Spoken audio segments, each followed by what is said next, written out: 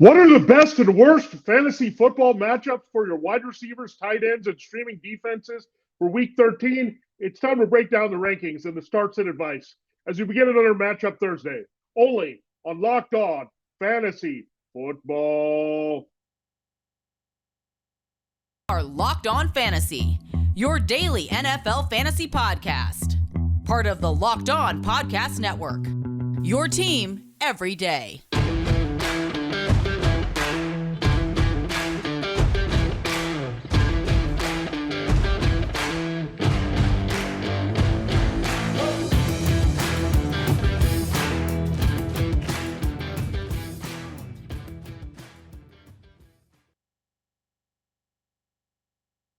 Greetings, everyone, and welcome to another edition of the Locked On Fantasy Football Podcast.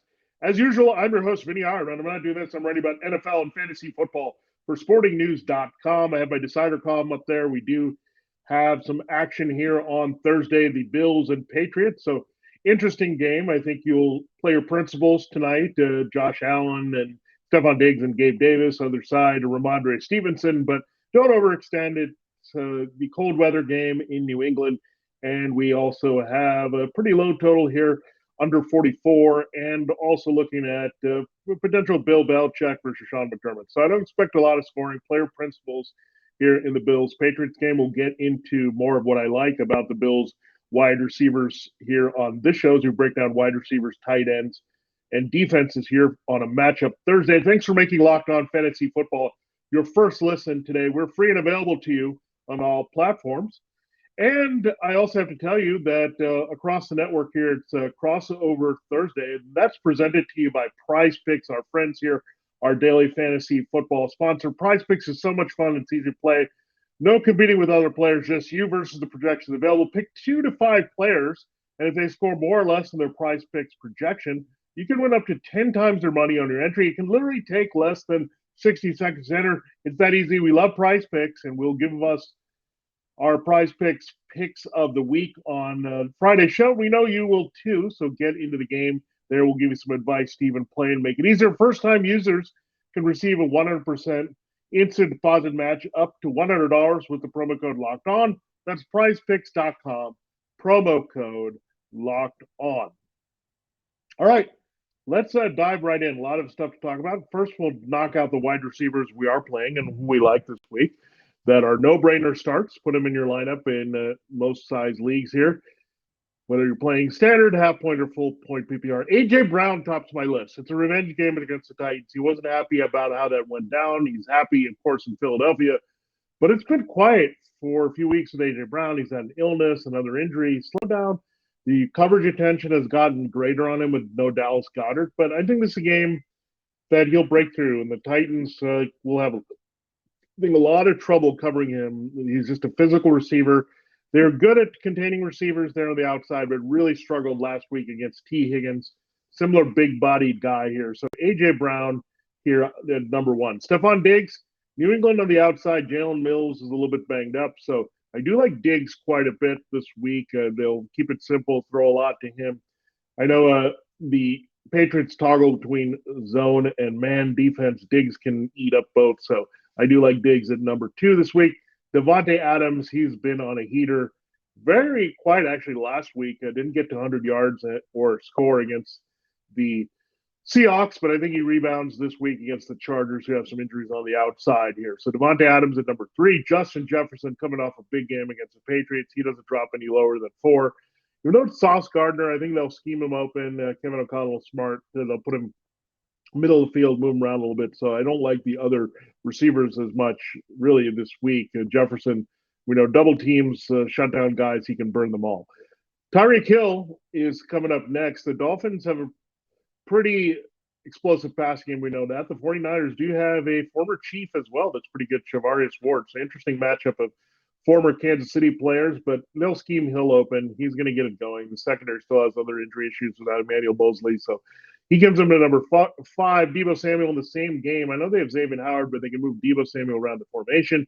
We're also tracking the Christian McCaffrey injury with the knee. He's got an irritation. Does the switch to maybe Jordan Mason, Ty Davis Price, maybe committee of rookies change it to using a little bit more Samuel in the backfield? I think it would, but Deebo again, working away. I think it could be a little tough for Brandon Ayuk if Xavier Howard is on the outside. But Samuel, I do like at number 6. Jamar Chase should return. Let's really feel good about that. And T. Higgins back-to-back here against the Chiefs. So they're going to be working on rookie corners. Giddy up, shootout, love it. Chase and Higgins there. Jalen Waddle not too far behind Tyreek Hill. I have him at number 9 this week. 49ers secondary, I think they're interchangeable, making big plays. Now, Amari Cooper, Derek Stingley Jr., and we'll see about him. He didn't practice there with a hamstring still, so there's a chance he's going to miss a 3rd consecutive game here. That's going to open things up for Cooper. And again, Cooper with the return of Deshaun Watson, you got to like him in his usage, and his production has been rather consistent of late, whether it's home or away. CeeDee Lamb, the Colts have a little bit of injury issue with Kenny Moore in the slot, but Moore hasn't been all that great this year. And CeeDee Lamb lines up about 40% of the time there. On the outside, he's a tough matchup for Stephon Gilmore. So looking at CeeDee Lamb still in the top 12 this week as a wide receiver 1. Keenan Allen. Welcome back, Keenan Allen. He had a big first game, a little bit quieter last week, but man, he looks good, the old Keenan Allen. The Raiders, Nate Hobbs, they opened up the window for him to return here, but Allen's going to eat up this Raiders secondary wherever he's lined up this week. Chris Godwin, maybe a little bit tough sledding for Mike Evans. So you look at Godwin eating up in the slot after 2 big games in a row. Christian Kirk in the slot against the Lions. We saw what Isaiah McKenzie did. That's a great matchup for Kirk to rebound. Speaking of Lions, Amon-Ra St. Brown in the same matchup against the Jaguars secondary. Gabe Davis at 16 here, so 2 Bills pretty high again. Mike Evans, we're going to hope that Marshawn Lattimore doesn't play to help this matchup. If not, it's going to be really tough for Evans. But I feel like just as we write off Evans, that's when he can explode. So I don't want to take him out of my lineups here if I can avoid that. DK Metcalf, Tyler Lockett, back-to-back against the Rams. They're pretty interchangeable at this point, inside, outside, whatever they do. There's Jalen Ramsey, so they'll see a little bit of him on either side here. So I still like them to be productive, just a little bit lower than that Raiders matchup from last week. Terry McLaurin, the Giants secondary, has some injury issues with Adoree Jackson and Fabian Moreau. So looking at a little bit of McLaurin doing some damage there for Taylor Heineke. Chris Olave, the Buccaneers secondary. Carlton Davis not playing the shutdown way, and Olave's key. Brandon Ayuk, I don't take him out even with Xavier Howard. Cortland Sutton, looking at him. It's a tough Ravens secondary, but Marlon Humphrey has a hamstring issue, so that could limit him or keep him out this week. That would help Cortland Sutton get some decent volume of production against the Ravens with Russell Wilson. Michael Pittman, don't love the matchup. Won't expect a lot, but he is the number 1, and they're throwing him quite a bit with Matt Ryan in that intermediate Colts passing game. Devonta Smith, maybe the attention to A.J. Brown. We'll get Devonta Smith going, but he's been pretty solid here the past several weeks as they've looked a little bit more to him and less to Brown as the coverage attention has kind of rolled here to the Eagles number 1, but I think there's room for both of these guys to produce. I think it's going to be a lot of Eagles passing, a lot of Titans running. That's how these games and the teams are going to play each other in that one. So that's your top 25 wide receivers. I'll get into wide receiver starts and sits, as well as the tight end rankings that I have for week number 13 here. Can't believe it's week 13. And really, it's the NFL season, and we're trying to learn more about what's going on the field and off the field. Well, there's a great way for you to do that on Audible. This episode is brought to you by Audible. Audible is releasing a slate of new football podcasts that we're sure you're going to love. Find Think Like a Champion now wherever you get your podcast. Think Like a Champion is a brand new podcast from Russell Wilson and Audible. Yeah, so get inside. Russell's a champion on the field, but off of it, we really know the grind to the path to greatness here. Russell Wilson alongside co-host Harry Wilson and the late Trevor Moswell dig into high-performance athletes, artists, and leaders pushing the boundaries of their potential. So, yeah, so good stuff right there. Here, 2-time Super Bowl champion and MVP Von Miller delivers sharp insights about performing at your highest level in moments of extreme pressure. NCAA champion Tim Tebow discussing how to find your unique personal mission in the world. Each episode features interviews with Olympic medalists, NFL stars, and business leaders. It's available for free on Audible or wherever you get your podcast. Think Like a Champion is the name of the show. Head over to Audible there to check it out, and head over to Locked On Presents for a sneak peek of Think Like a Champion, or catch the full series available anywhere you get your podcasts, available everywhere. Now, again, that's Russell Wilson alongside co-hosts Harry Wilson and the late Trevor Moawad.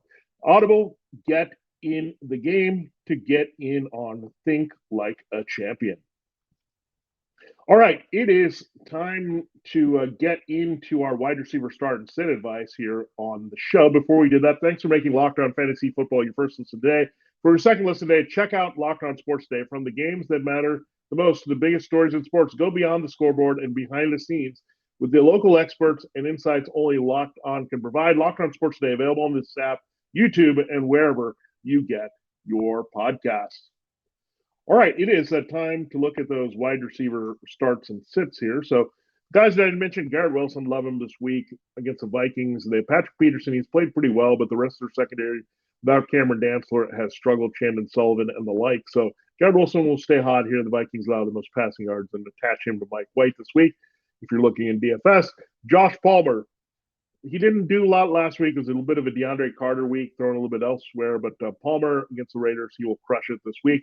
I like George Pickens and Deontay Johnson. I know I hasn't been a fan of Deontay Johnson because the production hasn't been there, but it's going to happen this week against that Falcons secondary. Maybe you'll look at George Pickens, take it away from AJ Terrell. Pickens is a Georgia guy. Deontay Johnson is going to break out at some point, and I think this is the week against that Falcons secondary. Christian Watson and Ellis Lard also love that Packers duo against the Bears. We know what Garrett Wilson and Elijah Moore did there to that Bears secondary, and same issues. Kyler Gordon is hurt.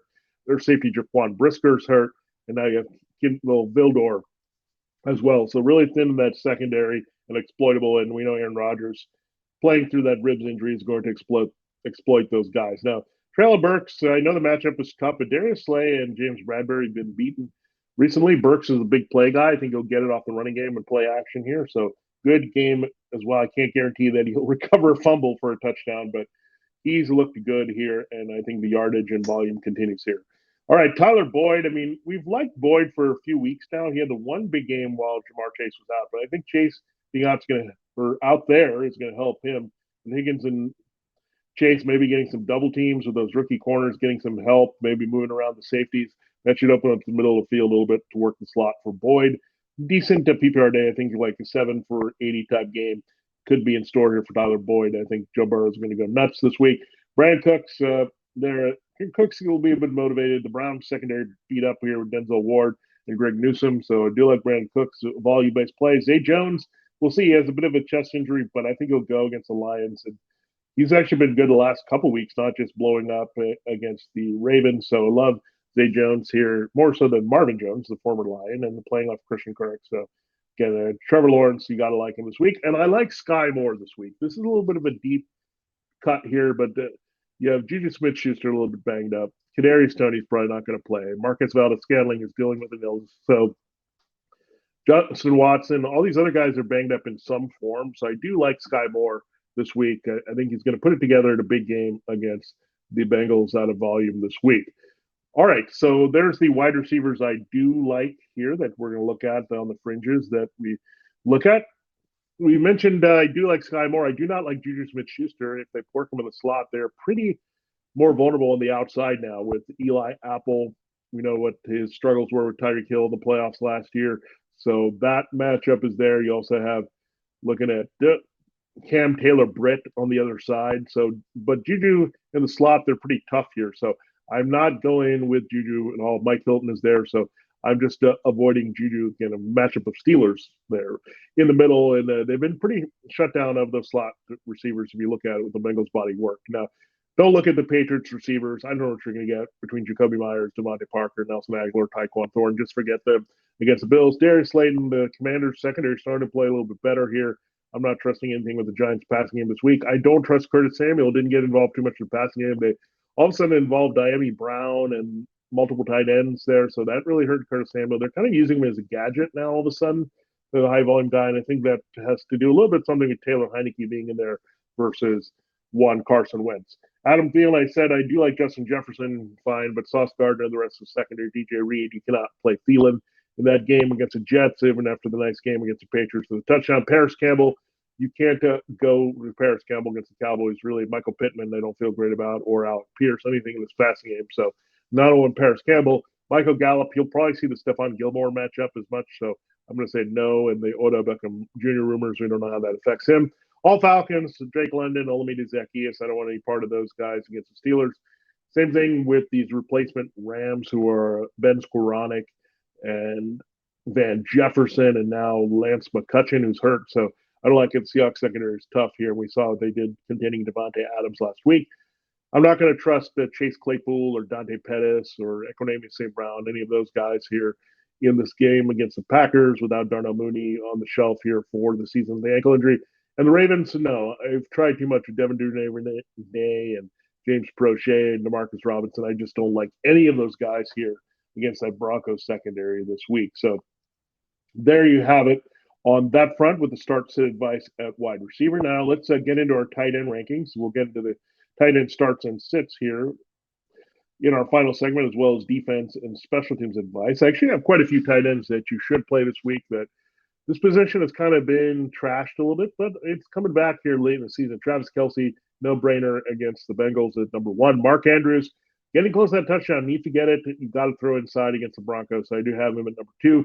George Kittle, Dolphins give up a lot of scores to tight ends as well. And again, the injuries could make them throw to Kittle a little bit, as well as Xavier Howard on the outside. Pat Freiermuth, quiet game. We thought he was going to do more against the Colts, but he'll get in on the fun here with Pickens and Deontay Johnson against the Falcons. David Njoku, again, the return of Deshaun Watson is going to help with the Texans. Zone defense also working in the middle of the field, so you got to keep playing Njoku. Dalton Schultz, 2 touchdowns last week. Do like him against that Colts. Kind of cover 2 zone type of issue that they run. And TJ Hawkinson, a little bit tough matchup against the Jets, but he's still key, really the number 2 target behind Jefferson there. So those are your top 7 tight ends, the no-brainer tight ends that you should put in this late in the season. Don't get too creative here. If they're getting volume and they're the key guys on their team at that position, go there. That's for sure. We will close the show looking at the tight end starts and sits, as well as all the things you need to know about defense. Before we do that, I got to tell you about BetOnline. It's exciting time of the year with the World Cup in full swing, as well as the NFL playoff run. NBA and NHL seasons are here. BetOnline.net is your number one source for sports betting information, stats, news, analysis. Get the latest odds and trends for every professional and amateur league out there, from football to basketball to soccer and esports. We've got it all there for you at BetOnline.net. If you love sports podcasts, you can find those at BetOnline as well. They're always the fastest and the easiest way to get your betting fix. Head to the website today or use a mobile device to learn more. BetOnline, where the game starts. All right, it is time to close the show here on a Thursday, Matchup Thursday on Locked On Fantasy Football. We'll do that right now. Let's look at the tight end starts and sits, the harder decisions here. Tyler Higbee, Seahawks, cheat code, tight end, the easy plug and play, young quarterback, rely on the tight end. Higbee, yes, against the Seahawks. The Raiders are pretty bad against the tight end. There we know. And Gerald Everett disappointed in that cheat code matchup against the Cardinals last week, but he did get the 2-point conversion. So he did come through with a touchdown, only counted for 2 points in that game. So I think he gets going. All the pass catchers here, the principals here would be Allen Palmer and Everett getting it done against the Raiders. Foster Moreau here against the Chargers. Chargers are giving up a little bit more to the tight end. Derwin James, their fine safety, a little bit banged up as well. So Moreau, I think, is going to do well again for a second straight week after taking advantage of that Seattle matchup. Juwan Johnson, the Buccaneers have given up some tight end touchdowns. We know that. They gave up one to Njoku last week. So looking at Juwan Johnson possibly returning in the end zone. Tyler Conklin, revenge game for Tyler Conklin, the underrated revenge game. Everyone knows about the A.J. Brown one, but I think he thought he was going to stay in Minnesota and be the key guy. Irv Smith now on the shelf. So we look, obviously, they traded for Hawkinson, but Tyler Conklin's going to be motivated. Good matchup there against the Vikings after Hunter Henry did damage on them last week. Evan Ingram bounced back. The Lions are just bad against the tight end. They just didn't get Dawson Knox enough targets there against them for the Bills last week to produce. Now here the week starts, Dawson Knox. I'm just not going to go with them. They need to throw to him more. I think that's the problem, is they're not very consistent throwing to him. It doesn't matter what kind of defensive scheme they see. So I just can't fully trust Dawson Knox. Hayden Hurst, I think he'll be the odd man out with Jamar Chase back, with Chase, Higgins, and Boyd going off against the Chiefs. Greg Dulcich, I'm not forcing this. It's just terrible. The matchup is decent against the Ravens, but the rookie is just a little bit overwhelmed and not making the plays that could be there. Cole Kmet was fun while it lasted. Packers are pretty good against the tight end. Robert Tonyan. Bears are not going to need to worried too much about Tunyon because the Watson and Lazard are going to go off the outside. Hunter Henry, the Bills always tough against the tight end. They also have Tremaine Edmonds back as well, so that makes the coverage especially tough with those guys. And Jordan Poyer and Matt Milano in coverage. And Jordan Akins don't chase that game with Kyle Allen last week. It's not going to happen this week against the Browns again. You can get after the Browns a little bit more outside. So those are your start-sit guys there at tight end. Let's transition for defenses, the ones that are easy to play. The Cowboys at home against Matt Ryan and the Colts, absolutely. Sunday night special. Ravens against the Broncos and Russell Wilson, absolutely. Seahawks against Bryce Perkins and the Rams. It's a road game, so a little concerned, but great streamer this week. The Bills, they're Thursday night. Yeah, they'll come through against the Patriots. Buccaneers at home against the Saints and Andy Dalton. Terrible in primetime. We know what the Cardinals did to him there in fantasy football. Yeah, the Browns as well. The Browns playing the Texans and Kyle Allen. Doesn't matter. Kyle Allen, Davis Mills has been pretty bad for them in the past game. 49ers, I actually like them. People might avoid them against the Dolphins, but keep in mind the two tackles are hurting. Terron Armstead definitely going to miss the game. It's going to create some sacks and potential takeaways for Tua. Maybe the toughest game there with mistakes for Tua all season. The Commanders, don't be afraid of Daniel Jones on the road. This Commanders defense playing really well. They stopped the run. They're going to maybe get some old school turnovers from Jones. Steelers, again, TJ Watt and Micah Fitzpatrick. These dudes are back. They're in full swing together. I am going to say they're going to make some plays against Marcus Mariota this week. Packers, again, if it's Trevor Siemian, they have potential for some sacks there. This offensive line a little bit banged up for the Bears. They have to drop back. They get a lead. They're going to be in a good position here. An angry defensive performance. Vikings, they're at home. I think you'll get Mike White to make a few more mistakes this week. And Vikings do have a pretty good pass rush there with Zadarius Smith and Danielle Hunter. Now, on the weak side of things, don't play the Jets at the Vikings. The Vikings are pretty protective. We saw what happened to the Patriots. Broncos, no, you're not going to. The Ravens are also pretty protective, and they'll probably run with Lamar Jackson in their backs to cut into what the Broncos can do. The Eagles, I'm not going to play them because I think the Titans are going to control things with the running game, and the Eagles are going to maybe play from behind in this one, so I don't like them. Chiefs, no way. I saw them in a lot of the top 12s this week. They were valuable last week and fine. They didn't explode against the Rams, so I'm not going to play them against the Bengals, and the Patriots continue to sit them after the Vikings' disappointment in Buffalo on the road again in week 13. So there you have it. There's a breakdown. That was pretty rapid fire here on the show here to get you through all the key analysis here at these positions. So we want to make sure that you have comprehensive look, wide receiver and tight end. That should cover most of the options that you're looking at this week here. Now, again, we really like the rookies this week. That's the takeaway. You look at George Pickens, you look at Garrett Wilson. I think Chris Olave is going to be pretty productive. So those three have been the kind of the posters there. But Skyy Moore is also a guy that we can dig deeper for, and I think he's going to produce what we're looking for. Treylon Burks is starting to come on here, so really like it. These rookie wide receivers that we're expecting things of. Jahan Dotson was the hot guy earlier, remember, but he got the hamstring. He got a little bit deep buried in the depth chart where the Commanders were with Taylor Heineke, so that kind of hurt with no Carson Wentz. But you might see Jameson Williams back. So these rookie wide receivers, not only here in fantasy for 2022, but I think they'll blow up and they'll have some great careers starting in 2023. So young wide receivers, get youth, speed, big playability on your team, and things are going to be special. So I think a lot of these guys, Pickens, Wilson, Olave, they're going to be wide receiver twos with a bullet that can easily finish in the top 12 here going forward starting in 2023. So again, there's that. And tight end, again, the landscape is not as bad as you think. I think you'll get good performances by the old big three, Kelsey, Andrews, and Kittle this week. So again, tight end opportunities created, and you have to look at those matchups and those numbers now. They're a little bit more telling with what we know with coverage. And if a team struggles against tight end, we've seen it with the Seahawks and Cardinals, they're going to keep struggling against the tight end. So things we analyze, look at there, but also what teams leave up into the middle of the field versus what they do on the outside. That's how you kind of figure out what wide receiver and tight ends make really great plays and the ones you may want to avoid in a particular week here. So good stuff all around here on Thursday, and Matchup Thursday on Locked On Fantasy Football. Defense and special teams, we don't forget about that because they can make difference in your games as well. And a lot of them are tied to struggles in the passing game and turnovers and the like there as well. So it's all correlated here in fantasy football. It all comes from reality into fantasy, and we got to break it down to give you the best analysis here for fantasy. Thanks for making Locked On Fantasy Football your first listen. For your next listen, check out the Locked On Sports Today podcast, the biggest stories of the day, plus instant reactions, big game recaps, and the take of the day. It's available on the Odyssey app, YouTube, and wherever you get your podcasts.